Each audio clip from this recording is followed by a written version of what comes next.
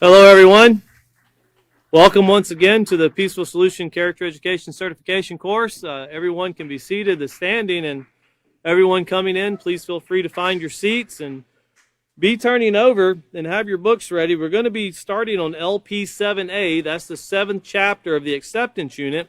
And we're going to be going back and forth, if you have your character unit, just a little bit to try to pull into the pieces. Remember, with our units we're always building one step upon another, or one layer upon another, and that's the building blocks of character that we use in getting to the end result of trying to have true positive character and have the morals implied or implemented into our lives, and that bringing forth morality. Remember, morals are rules, and morality is the application of those rules, and we're going to talk about those tonight.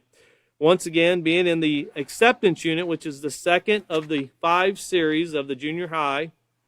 And you can, once again, please feel free to download those books. Already get your mind set. If you haven't downloaded or don't have a copy of the self-control unit, we're just a few weeks away from that. So we'll put that up shortly within the next week, and you'll be able to download the self-control unit. So when we get started, you'll have your 3rd unit. And if you don't have one and you have access to getting one, I would order one. That way you have it. But if you don't, or if you're overseas or in a foreign country, we'll make it available so you can download them. And once again, they're available in English and in Spanish.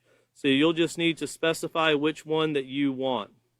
But looking here over to LP7A, of course, we're going to pick up where David left off as he concluded chapter 6, which is chapter 6 was building on the goals and having your goals, knowing what your goals are, and maintaining those goals. And of course, that built off of chapter 5, which was knowing your purpose. And we're going to put all that together with my choice and my future. You know, if you want to make history, all you got to do is look behind yourself. You know, every second determines our history with what we do. And we find that sometimes it's hard to change history. You know, even though it can be embarrassing, it can be frustrating, but the goal is to learn from our past, not just our past, but the past of society, and knowing things that won't work, knowing ideas that didn't produce positive results. And that doesn't mean that we need to go try it again to see, well, yeah, it didn't work the first time. Let's try the same thing again. We'll see if it works this time. You know, doing the same thing over and over and receiving the same negative result, as everyone knows, that's pretty much a definition of insanity. You can't expect it to become better unless you change something. Well, we see that in our society, and you always see on the news every year. Once again, we have school shootings, we have crime taking place as they have now, where they're going into stores. There are crime waves of multiple people going in and taking things very quickly and leaving the store. And everybody's still talking about these problems that if you research it or if you Google it, these situations have been going on for years and years, and we're still talking about them as though they're a new thing, that this just recently started. But no, these things have been going on for years. They're trends, so to speak.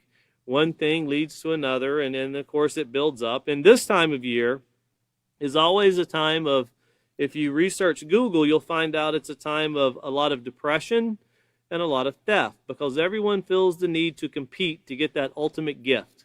And there's a lot of pressure put on people, especially in this time of year and this time of age, where you have COVID and you have supply disruptions, you have many people wanting and feeling that this is what I need to do, from peer pressure, conformity, and what society has put upon us, to where if we don't fulfill what we think is the right choice, we feel like we failed. And of course, that choice will determine our future. Every choice we make determines our future. And looking over here to LP7A, we're going to be tying a lot of things together with a note to the teacher. And once again, this is the grade tab pages that are only in the teacher's manual. So make sure when you get your self-control unit, if you order one, specifically ask for a teacher's manual. You're going to really need it in preparing to teach others. But it starts out by saying the decision-making process, that's the ability to gather facts, then decide on a course of action based on moral principles and integrity, is something we must train our children to do if they are to avoid those choices that lead to failure and embarrassment that lead failure and embrace those that lead to success. Where I was going with that is the embarrassment of what occurs when you don't and the things that can take place. Because let me reread that one more time, because this is something we all say, but it can sometimes escape us. Notice once again, the decision-making process, now that's supposed to be the ability to gather facts, not hearsay, not rumors, not gossip, not slanders, but facts. Gather the facts, the truth, and then decide on a course of action. So right there, from that first step, we realize that until you gather the facts, there's no way to start a course of action in dealing with something. So always remember that as you're trying to make decisions and to do things, be very careful not to rush to a judgment or rush to a decision. Be mindful of what you're doing and get the things that you need. And of course, this getting the facts could be something as simple as, a recipe someone gives you and you say, I think it was it 2 scoops of sugar or 2 scoops of salt? It had to be salt. I like salt. Well, after you put 2 scoops of salt in, you realize, it was sugar. Or it could be something very, very detrimental to someone. Imagine dealing with a student. And of course, here you have something that's taking place in the classroom, something that's broken. It could be the possibilities are endless when you involve children in situations.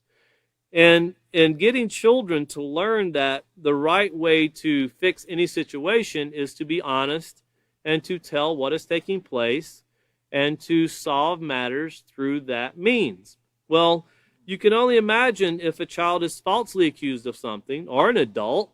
We have people that are coming out of prison, it seems like it's always on the news, 27 years, 25 years, and they found out they were innocent this whole time. Think of what has been taken away from somebody, that the prison sentence of that magnitude. A lot of society says, well, we should give them money for the years we've taken from them. I would think that there's no amount of money that can replace taking someone's 27, 28 years. Mom died, father died, lost your opportunity of having a family. There's a lot of things in life that's very hard to replace, and money just doesn't fix problems. People might think that it fixes problems, but once they get it, they realize it didn't fix anything. Causes problems, but doesn't fix problems. That goes along with positive character and the managing of it. But once again, gathering these facts and showing children, if you deal with a situation, whether it be in a school, whether it be in a setting, anywhere, and we're talking about teachers and how to direct this with their choices, our choices as teachers, as we're overseeing a classroom, how we have to take the time to gather the facts. Imagine if you rush to a decision because a child tells you something, and then you find out the child possibly lied, wasn't very honest, but the child that did it thinks, I got by with that. I lied, and I got by with it. It's okay. Well, think of what we're teaching when we do things like that. Now, I'm not saying that you're always going to get to the bottom of the matter. That can be difficult, can consume your day, especially when dealing with young people. Sometimes they want to hold on thinking that telling the truth is the wrong thing. The snitches get stitches is what they say. And that's not true. Anybody that ever sees something take place and they see someone lie about it, you have to know, think of the result of the person that was lied about, the person that was false rumors said about them or things that were done to degrade them. Then on the other hand, what if a person actually did something? That should be dealt with in private. That's not something you show the whole classroom. If someone made a bad choice, it doesn't mean you need to ridicule that person to the end to where they suffer in front of everyone and everybody looks down on them. Because if everybody walks away calling someone a liar over one bad choice, well, then that's not going to be very beneficial to society either. We need to show people that if you make a bad choice, you can get past it. You can move forward. And with these decisions that we're making, notice it says they need to be based on moral principles and integrity. And if you remember, I printed off a couple copies here so we'd have them. Remember the character unit, and you can write that for your notes on page 8 of the character unit. remember we had the dividing line between right and wrong, and it was entitled Morals. What do they have to do with my character? And of course, we went through that, and we're going to read through it very briefly so we can bring back to mind and tying these things together, because we're using this term, moral principles, but really we explained it all on page 8. And that's where we were tying things together with explaining what these morals, these rules are, and how they apply to life, and how when morals are applied, that's morality. And it's very simple. When we look out in society and we say there's no morality, well, that's not true in a sense. There are rules, there's just no application of the rules. And the rules are kind of done away with. You know, there's no acknowledging that these rules here are what we need to apply to keep us safe. And that can be seen from someone running a stop sign to watching people go into stores on the camera and stealing things. It's obvious rules are broken, but it didn't start there. That's the result of something that broke down long before that. And that's what we see even taking place in the Supreme Court right now, to where they're arguing over abortion, Roe versus Wade and Roe versus Case, with the decisions being made where they're contemplating and pondering if they possibly made the wrong decision. But as the peaceful solution is always challenged, the choice of abortion is not where it first went wrong. There were choices made before that that lead to people suffering and things taking place. But of course, in society, you have a hard time of getting people to decide when life starts and when it ends. But I think the author of The Peaceful Solution said it best: if it's not alive, why do you have to kill it? If it's not alive, why do you have to terminate it? Well, of course, people are fighting for choices, and everybody has the right to make a choice. But remember, just imagine in society, if we treated each other like that, living beings, and he didn't really fit my life anymore, I'd like to terminate him. Let's go ahead and terminate him. Well, what takes place in society when someone does that? It takes place every day. And someone terminates someone. We call that murder. And then people, they go to court, they're put on trial, and then they are sentenced. And we say, well, wait a minute. Now, women have choices toward their bodies, and I agree with that 100%. Everyone has a choice. Everyone. Well, it's not a living being. Well, okay, we take that, but then explain the Scott Peterson case, which is back in the news again. Why was he charged with 2 murders when he killed his pregnant wife? Is it alive or is it not alive? How can we charge someone like that and say, well, this day it was, this day it's not?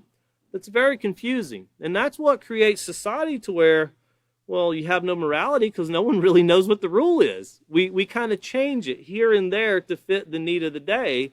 And it's really sad, because think of what that does to the mind of not just, as we spoke about, children, now we're talking about adults. And they're trying to make decisions, and, well, is it or is it not? You know, you can find cases online where people have hit others drunk driving, and they hit pregnant women, and they charge them with 2 counts of manslaughter because it killed the woman and the child. Well, if it's not alive, or is it alive? Well, when was it alive? When's it going to end? When does it start? Well, you know, if we have laws charging people for children in the womb and saying that it's murder, then why is it not murder when someone goes to end the life at a doctor's office? It's a choice, but what's the morality? What's the rule to that? And why are we even doing that to begin with? Well, think about that as I briefly read back over page 8 here. It says, morals, what do they have to do with my character? And once again, this is out of the character unit, the chapter 1. And it says, regardless of culture, religion, or environment, there are some values that all people share. Remember, a value is something that you deem to be important. Well, they're called moral values, and those moral values, if you remember those, the morals are rules, and the value is how much you consider that rule to be important. Well, a moral value is like a line that divides wrong behavior from right behavior. People from all walks of life, young or old, big or small, rich or poor, share some of the same basic concepts of moral value, and that's between what is right and what is wrong. And if you remember, we divided morality into 3 basic categories, and they were behavior and attitude towards all life, human, animal, and plant. behavior and attitude towards possession and property, and then behavior and attitude towards the environment. And we went on to say that moral principles in regards to human life means acknowledging and accepting. That's very important. Moral principles in regards to human life means acknowledging and accepting that life is valuable and all people have the potential to contribute to society. Could you imagine if you had to answer for my mistakes or I have to answer for yours? Doesn't seem fair, does it? That if someone makes a bad choice, we have to suffer. We think about that whenever something is done. I remember when TSA first came out, when you go to the airport after 9/11. People were appalled at what they had to go through, and people are still appalled with what they have to go through when just boarding a plane. Well, it was put into action, and all of society was put into this kind of chain of command, so to speak, that took place, and it's supposed to be for our safety, to prevent people from dying. Well, if you're creating something to help protect life, that's one thing. So once again, I challenge, consider what sits at the Supreme Court, and can you honestly say that the principles that are being used there regard all human life and acknowledging and accepting that it has value? Because when you have something and you terminate it, that pretty much says it doesn't have value. But once again, don't lose track of what we're talking about, what we're thinking about here, about my choice and my future, because some people never get a future because of someone else's choice. And that's something when we're talking about teenagers here, there's a lot of teens that seek, after making bad choices, they end up in a very sad situation, but it didn't start with the pregnancy. And that's what I want to, that's just one example. It didn't start with that, but that's kind of the most predominant thing. And then once they're pregnant, the rule changes from one situation to another, as we use where they're saying that it's not a life that can be terminated, but yet in this case, people are charged with 2 murders when a pregnant woman dies. Well, it doesn't seem like that makes very much sense when you're trying to teach that rules are important and we need to adhere to all rules.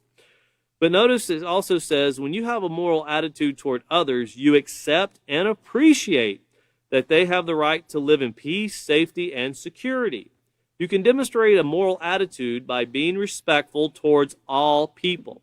That means not taking advantage of others, but rather showing them care and concern.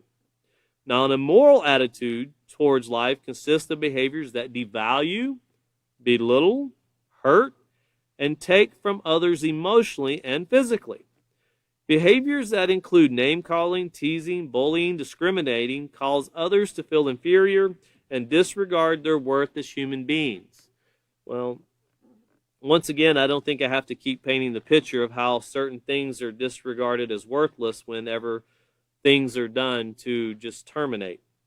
Well, physical hurt and others include being aggressive and violent towards them. It also consists of behaviors such as violating, as in rape, killing, kidnapping, and murdering. And when you see this here, it says, the author put down at the bottom, it's very important when tying this together. It says, those who have an immoral attitude towards human life often direct acts of cruelty toward those who are weaker or unable to defend themselves. Weaker or unable to defend themselves. That takes place with children. You also see that take place with the elderly. That's very common. You see it on the news with elderly abuse. But when we see these things take place, we know that something's just not right. And along with moral principles, here on back to LP 7A, we also seen integrity. And once again, integrity, we went over that in the character unit also. It was page 18. And the definition of integrity was the end result of internalizing positive characteristics, character traits that can be clearly seen in your actions and your attitude. And when you do that, you're recognized as a person of integrity. And that's what it means to have integrity, that you're making the right choice. You're practicing, as the VIP section of the character unit told us, to value, to imitate, and to practice. And to practice. That causes things to become a habit. when we do them. If we're only part-time doing it, then we won't do very well. If you practice using positive character 8 hours of the day and negative character 8 hours of the day, and well, I had to sleep the other 8, well, you're not going to have a very positive attitude. You're not going to have a very positive character, and it's not going to have a very great outcome in the end. Well, going back here to LP 7A, once again, there in the first paragraph, it says, life, after all, is about choices. Every choice we make reflects who we are, what we believe in, what we will stand for, and what we will fall for. And it's very easy for us as adults. So imagine children, as we'll discuss more tonight, how easy it is for them to fall for something. You know, here, as we talked about in the character units, here, sniff this glue. It'll get you high. It's great for you. You'll like it. Or here, smoke this. Or here, drink this. Or here, do this. Here, try that. Well, it won't kill you. I did it, and I'm doing just fine. I'm doing okay. Really? Well, what possessed you to want to sniff glue and determine that was okay? You know, that lets you know there's something wrong when somebody's doing something like that. Obviously, there's something that's not okay. If someone tries to get you to do something that could harm yourself, or bring harm to someone else, it doesn't take rocket science to figure that's not okay. You know, there were times when it used to be pretty common, it's kind of died off, but when you see bridges down south, speaking of the East Coast, a lot of times now you see bridges, a lot of people don't understand. Here in Texas, we don't have many of them, but you'll see fences on the sides of the bridges, and they'll go up and they'll kind of go over. And a lot of people wonder, well, why was the money spent to put fences on bridges? Well, it was because of some incidents where people, young teenagers, thought it would be fun to take large rocks and throw them at cars as they were going down the interstate.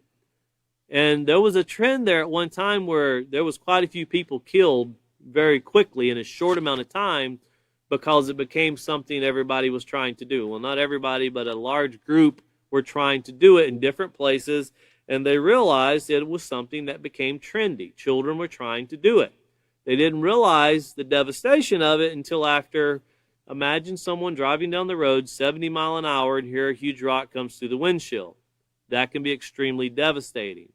And once you make that choice to do it, you can't take it back. Once you make a choice that affects somebody or hurts somebody, you can't take it back. You know, I had a man I was doing business with one time, and he was telling me on how he was in the lumber business, and he milled lumber. And he was telling me, he goes, you know, I've worked on these saws, and I've worked on these saws, and, you know, I can do this in my sleep. He said, then one day I came in, first 10 minutes I was working.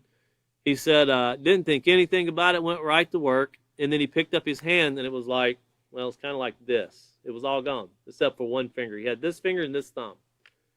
And I looked at him and said, what do you mean? He said, I came to work one day, and within 10 minutes I was here, had my gloves on, ran my hand, ran it right through the saw. You know, and he was talking about his choice, and you could tell he was still troubled by it, you know, because he was telling me that. He said, you know, they always hurt. I'm like, the fingers you cut off? He goes, yeah, they always hurt. He goes, you ever tried to rub something that hurts and it's not there? And I could actually see the pain that he was talking about. And you could see what he would like to go back and have that day over again, because it was a job that he said he knew how to do really well, and he'd been doing it for a while. But one day, 10 minutes into the job, he wasn't paying 100% attention, and he made a bad choice, and there's nothing he can do to change it. You know, because I asked him, I said, did they try to put him back on? He said they did. They did, a couple of them. He said, but they hurt so bad. He said, I couldn't even use them, so they took them back off. But you could see the misery that he was going. Young man, he probably in his middle 30s, but once again, he knew the benefit of having all of his fingers, and now he's going through the devastation of only having two on one hand. And you think about that, and I'm sure he would like to have that to do over again. I'm sure there's a lot of people, if you've ever sat in courts or been to juvenile facilities or been to prisons, There's a lot of people that would like to have an opportunity to do something over again, to take something back, to redo the wrong that they committed. We don't always get to do that. It's not like when you paint the room blue and you think, I should have painted it gray, and then you paint it over again. You know, it's not like that. This is a choice of life and death. This is a choice of children seeing how beneficial they can be to society, or children developing a worth to where, you know, they add to the suicide statistics that are always increasing with our youth. It can be very devastating. But once again here, it says the choices we make, this is the last sentence of the first paragraph, the choices we make determine whether we accept our lives and the lives of others as worthwhile, and how we interact with one another, and how we achieve our goals and purpose. And remember, achieving our goals and purpose, that's the last two chapters that we went through and talking about our goals and our purpose. And very quickly, turn back over to page 87 so we can get this in our minds also. Page 87.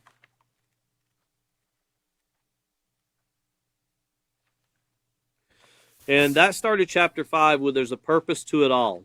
And if you notice here in the very first paragraph, we covered this in detail, and it said to have purpose in life means to have a positive direction in which to grow and mature. Knowing your purpose helps you to know what you want to do with your life.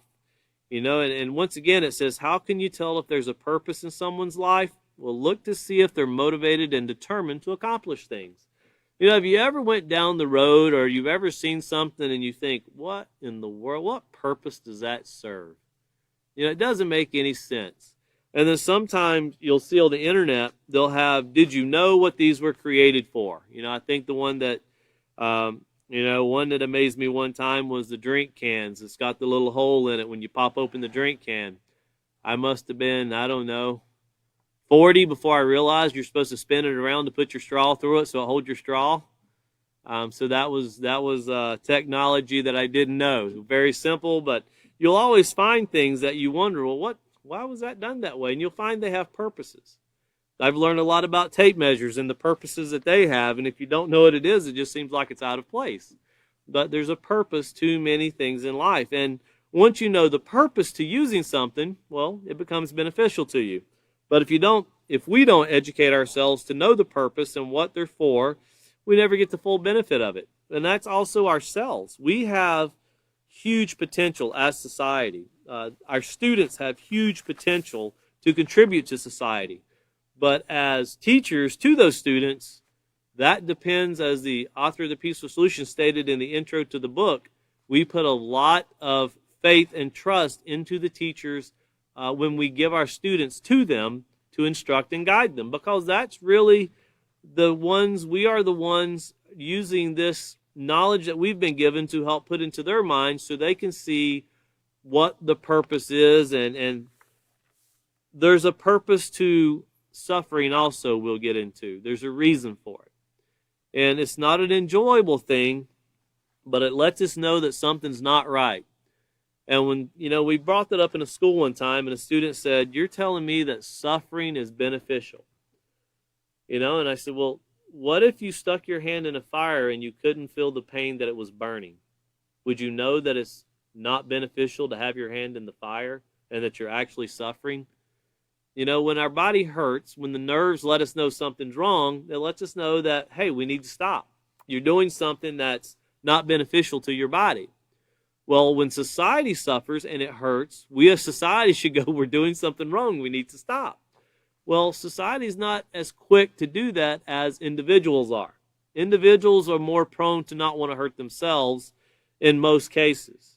Well, society, we tend to want to blame someone else. Well, it would be better if they didn't do this, or he didn't do that, or she didn't do that, or we get into Democrat, Republican, or we get into nationalities. If they wouldn't do this, we wouldn't do that. And we get to the point to where everybody finds its success, and our country is successful because now we have a nuclear bomb. That's the choice we made. What occurs when someone makes the choice to launch a nuclear bomb? All society gets to answer for it, right? Whether you agreed with it or not, we all live on this planet together. You're not going to be able to get with Elon Musk or Jeff Bezos and get on a spaceship and disappear for a couple minutes and come back. You're going to come back to something that's horrible. You're not going to get away very far, and that's sometimes you tend to wonder if people aren't inspired to create this ideal of escaping Earth because they see how bad it's getting and where it's going. And the only way to be safe is to escape it. That's what it seems like some people feel that way. But once again, so we covered what a purpose is and how we need to strive for that purpose. And then turn back over to page 109, which was chapter 6, which is reaching for your goals, or reach for your goals. So we talked about a purpose, and now here's the goals. It says, did you know that you have been achieving goals since birth? Now, a goal is an end that you strive to attain. And, goals can be positive and goals can be negative. But goals that have a purpose when contributing to a positive outcome, those are positive. Negative goals, well, I'm on the low totem pole as a drug dealer, but one day I want to be the top guy. Well, what's the purpose? To make lots of money. But it hurts people. You're destroying lives. So therefore your goal's not positive. Now, if you started working in a company and you want to work your way through the ranks and get up to a position of, CEO or whatever your dream is to be, and you do it through an honest manner, that's a positive goal. Then you achieved it as long as the company is not doing something that's detrimental to society. I can think of a few companies right now in the news every day that's not beneficial to society, but yet they're stair-stepping their way up the totem pole, so to speak. But once again, these goals that we're achieving and this purpose that we're having are things that we need to put together, and the end result should be positive because this purpose that we find, these goals that we set, remember we write these goals down to achieve them, and we'll go back through that more as we proceed through chapter 7, but they need to have positive results in the end. And if you're a young person and you're thinking, well, I know I have purpose, but I don't know what it is, that's pretty common in school. Ask someone, what do you want to be when you grow up? I really don't know. I've been to colleges, people 4 years into colleges. So what are you going to do when you get out of college? I really don't know yet. You're running out of time. You're spending a lot of money on education. You probably need to decide pretty quick what you want to do. McDonald's is pretty full right now. Not everybody gets to work there. And that's where a lot of people end up with college degrees right now because they don't think it through. They don't consider what they're doing. They have the same goal as 10 other people, and there's only five openings for those jobs. So that becomes very difficult to make it all come together. But here back to LP 7A, it says, as adults, we sometimes question our own ability to choose correctly and make sound decisions. And that's very common, and that's true. And that's why even as instructors of the Peaceful Solution, we're always talking with each other teachers who have been going through this program for years and discussing situations, discussing matters, educating ourselves continually because there's always something that can be said to help us. There's always something that can be shared in a classroom setting that improves our decision making and our ability to make better decisions and achieving our goals. But in thinking about how difficult it is for adults, look what it says here about children. Well, how much more difficult is it, or it must be, for our children to consistently make moral choices, especially in today's society? And when you think about the experience that we have as adults, for those adults that are in here, compared to you have some youth sitting over here that are 7, 8, 9 years old. Well, that doesn't mean our experiences have all been great. If you're 40, 50, 60, 70 years old, I'm sure we could share a lot of things that this is what you don't do. In fact, I remember hearing an older gentleman tell me one time, he said, man, I could write a book on life about choices, and it would be, this is what not to do. Now, making a right choice, well, I could probably write a small brochure on that, but I could write a whole book on what not to do because I pretty much did it. And that's something, and I listened very carefully because I wanted to hear some more about, well, I don't want to know the details about what you did, but I'd like to know what's the results of what you did. Because knowing the results can deter someone from making a bad choice. If you took, and I seen this done in North Carolina one time, and I thought, I was just getting into the Peaceful Solution. I was still living in North Carolina. And they were trying to get through the minds of people that had dogs and cats to get them spayed or neutered was what they were trying to do. So they televised a news reporter holding a dog as they put it to sleep, as they put it to death. And I thought to myself, I wonder how that would be if you took a young lady or a young man who fathered the child. I'm never going to put the young ladies out there by themselves. It takes two. And let them hold the fetus in their hands as it dies or as it rips it apart. Or if you could actually take, after that's done, if we could actually take and show them, okay, this is a choice you made to terminate it. This is what this child could have become 10 years down the road, 15 years down the road. This is what you removed from society. And some people say, well, that's kind of a hypothetical thing. Well, no, when I was young, I remember being a father very young, and I remember at 18, and I remember the one that was kind of leading me in my career furniture business offered to pay for an abortion and told me repeatedly, this is what you need to do. But in my mind, I couldn't bring myself to do it. And that was 29 years ago. And I look every day and I think, that's something that could have been terminated. But you see the results of not making that wrong choice.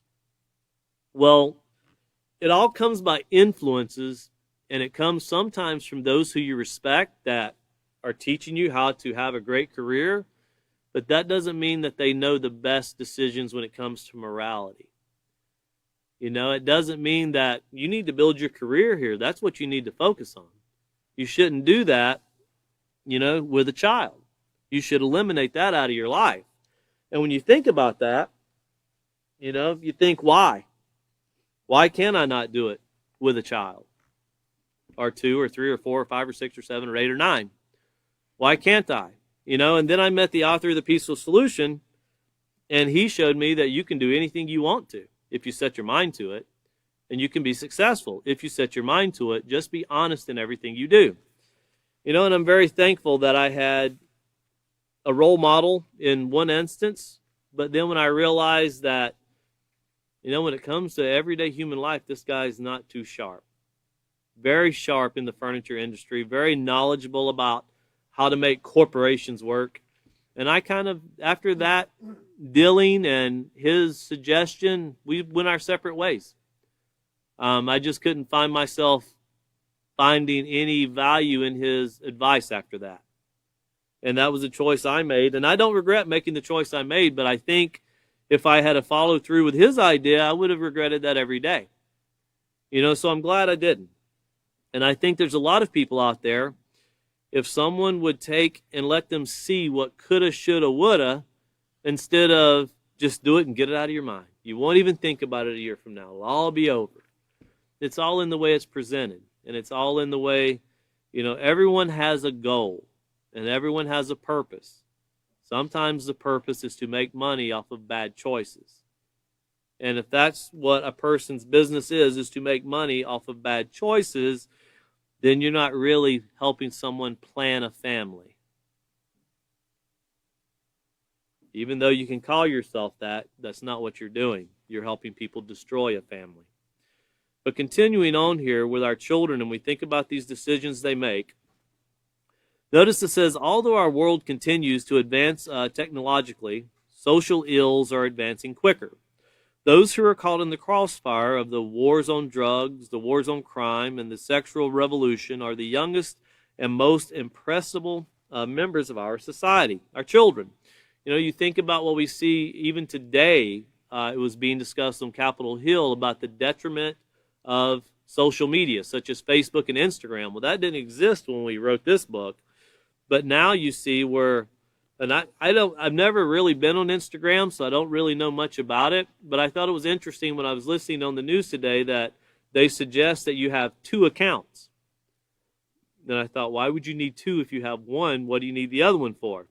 And it was suggesting that there's one for your parents to see and there's one for your friends to see. I thought, well, that's not teaching someone positive, because if your parents can't see it, or you don't want your parents to see it, obviously you're doing something that your parents are teaching you should not be doing. So if you're teaching me that I should be doing it, are you actually a positive role model? And then they're actually discussing now to where there'll be warnings come up so people won't spend 8 and 9 hours a day on social media. You know, and you think about this, what do you think a child does if they're not on social media? Do you think they're really in the books, or do you think they're playing video games or running around with their friends? You know, how much is put on education, and what are we doing as teachers to give them direction? And then not to forget, as we just read, the drugs that come forth, the sexual revolution as children grow and they mature, and then they see these role models that, you know, get married today, divorce next week. They move along, but you don't see the results of these decisions. Later on in life you see them, but young people don't see them readily available. You see movie stars, you see role models, sports athletes, they all seem to be enjoying life, making lots of money. You know, and that's what everybody wants to do. That's how we find success.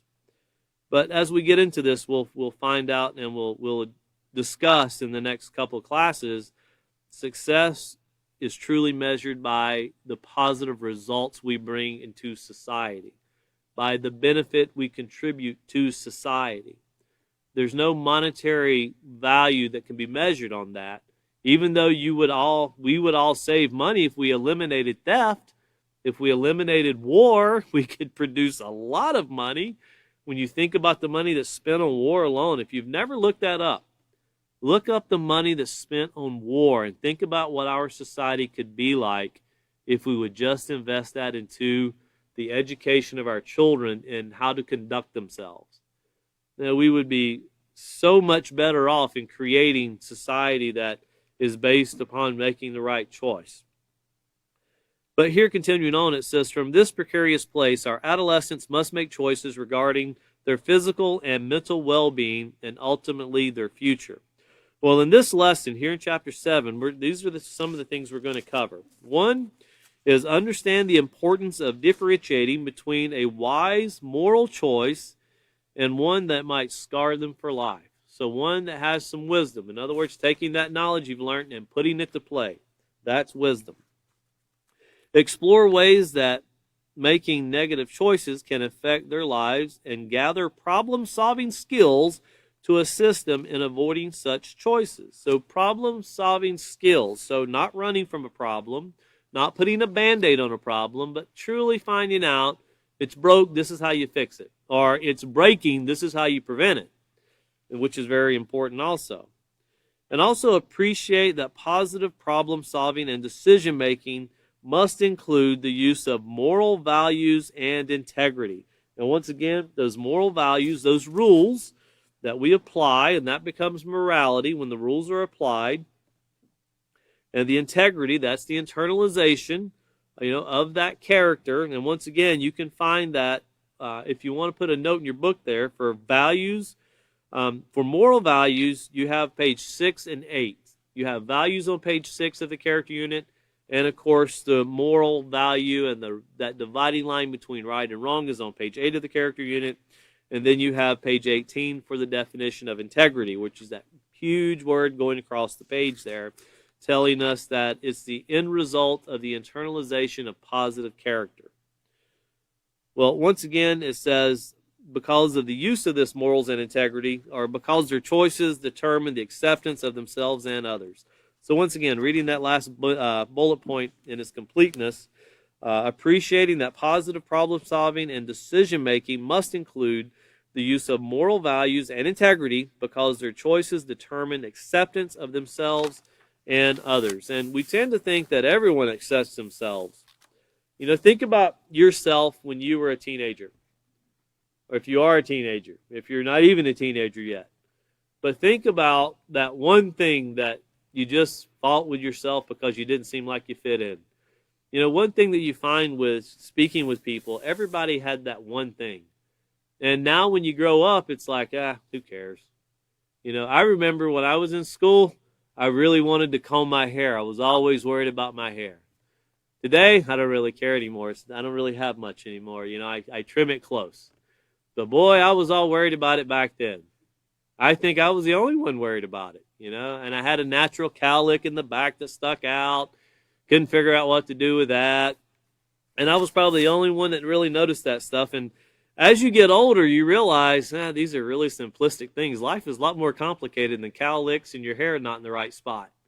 Life is a lot more complicated than that. So it's not that, presenting yourself isn't a proper thing to do. You wouldn't want to, come out in front of a group of people and, I don't want to mention world leaders that come out looking like they haven't combed their hair, but it doesn't seem very presentable. It's kind of hard to take someone serious that looks like they just got out of bed every time you see them. And I'm not trying to degrade anybody. I know there's trends that take place in society to where that's kind of a trend right now. Your uncombed hair is supposed to be fashionable. It might be fashionable, but it's not very presentable in certain instances. Well, looking over here to the lesson plan, my choice and my future. Well, our purpose and objective, remember, students will learn that the choices they make today will affect their future.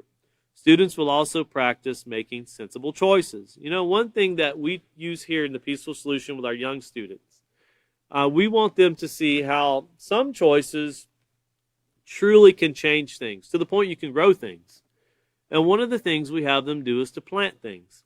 And they get to see, as they plant it, they get to see it go through the stages of growing. And then after it grows to its completeness, they get to eat it and enjoy it. And that's part of realizing that no, watermelons don't grow at the grocery store. They actually grow in a field, or cantaloupes, or cucumbers. But it teaches them that, this is how things work. If you don't take care of it, you don't get to enjoy the watermelon. You don't get to enjoy the cucumber. But that's just one way in teaching youth how to realize that there's some things, you have a purpose. You set a goal, and then you work at it. And you have to maintain it. And we'll get into that maintaining goals, because if you don't get the benefits of what you first set out to do.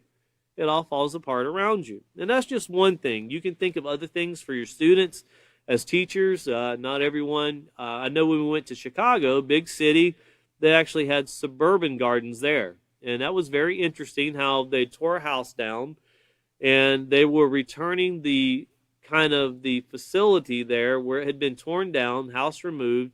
It was the house was condemned. It was falling apart. So they were teaching the children how to return it back to a very, spacious, flowers, grass. And, that makes a lot of sense when you live in a suburban area. And the children would come there and they would all help participate. Sometimes they take and they have areas where there's a lot of trash and they clean it up and they see the benefit of what it looks like clean. They find out maintaining it's not that great. When you have people that don't care, they'll trash it right back up. But students get to see these things, and you want to make it real to students. It's hard for a 10-year-old or a 12-year-old or a 15-year-old to see what a 50-year-old sees, because there's so much more experience in that life. Well, if you want them to see it, we have to do things to get it in their mind. We have to paint those pictures in their mind. You don't want to wait for them to be 45 before they go, oh, that's what he was talking about. Now I know. Now I know because I did it wrong myself. Well, that's what we're trying to prevent in society. But here in the procedure, starting with verse 1, it says, review the previous lesson entitled Reach for Your Goals by asking students the following question.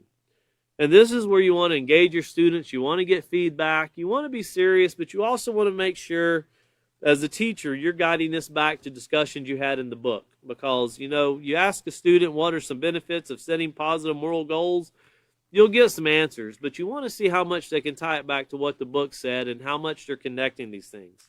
And, of course, here in the italicized area, you'll see some ideal answers that we present to teachers that would come forth from our text. And it says, answers will vary, but should include a positive goal will help you to accomplish your task. It can help you to achieve your purpose. And if you look back over, and I know David just covered this last class with what I have learned, but let's look back over real quick to pages 109, 110, and 113 just really quickly. And if you look down at the bottom of page 109, just to kind of, you can read through it, but just briefly looking through the bottom here, it says positive moral goals. This is the third line up. Positive moral goals, especially those related to development of moral character, will help you to resist negative peer pressure and will keep you focused on making choices that will benefit you and others. Well, that's some of the positive, outcomes of setting a moral goal. And looking over to the next page would be a goal setter. Looking here at the last paragraph, it says, in addition to setting goals to fulfill your purpose in life, you can set goals to better yourself. And when we better ourselves, everyone around us benefits from that. So when we become a more honest person, when we become a more responsible person, a more patient person, when we add these positive character traits to our life, everyone around us benefits from those things. And then looking over to page 113 really quickly with what the difference is. Remember, we had the positive and the negative goals. Well, you get to see, well, this is the benefit if you do it, and this is the consequence if you don't. And notice at the very top of the page, once again, it said, although there are many different types of goals, most goals can be categorized as either positive or negative. A moral positive goal is beneficial, notice, for yourself and others. And it's very important that children understand and that adults understand that a positive moral goal just doesn't benefit you, it benefits everyone around you. It strengthens and motivates you to succeed and will build a moral character. But notice once again, a negative and immoral goal is not advantageous, healthy, or beneficial. If it is achieved, it could result in harm to yourself and others. And you want to make sure that what are some benefits of setting positive goals? Make sure they remember what a negative goal is. Because sometimes positive goals are set with, well, I get a nice job, flashy car, big house. I get to do what I want to do. I retire at 23 because I worked so hard from 20 to 23 and made all the money I could, still living home with mom and dad. But that's success. Some people believe that, but that's not success. That's not success at all.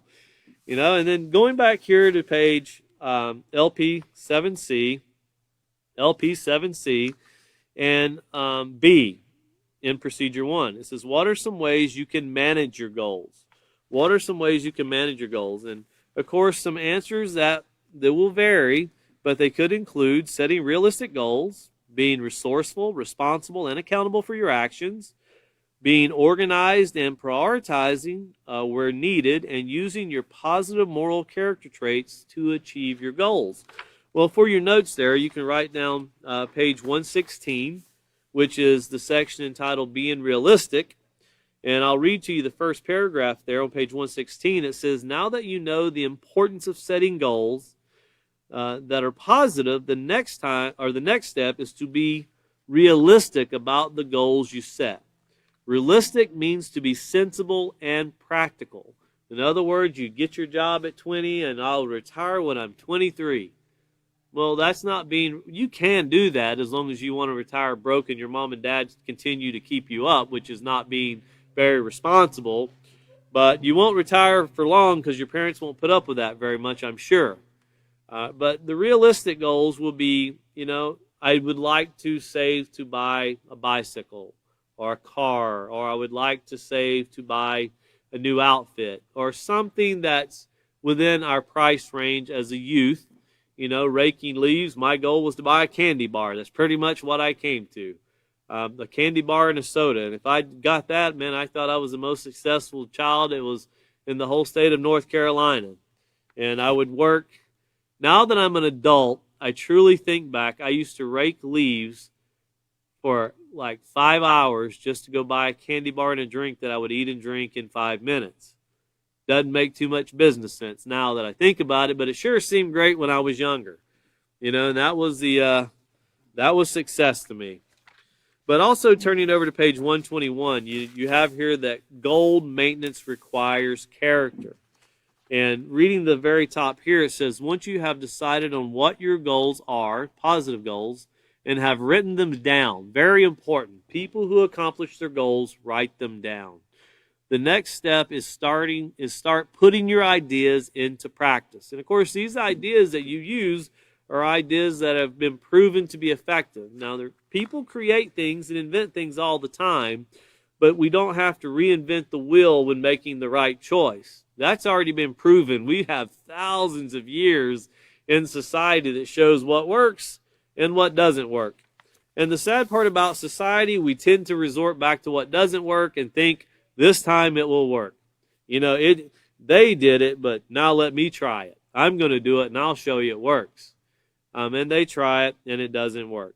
And it never ceases to amaze us as a society when people fail, but you tend to think, well, what's causing this regurgitation of ignorance? We call it recidivism in prison. Why do people keep going around? And we'll look at recidivism and think, why would someone go back to prison after they got out? They know how bad it is. Why would they go back? Well, we as society are caught up in our own recidivism of ignorance sometimes, to where we do the wrong thing and then we turn around and do it again. And then we'll turn around and do it again. It never ceases to end.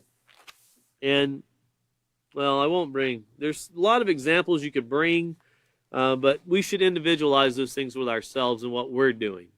And how if we do something and it's wrong, well, why go do it again and expect a different result? It just doesn't make sense to keep doing it.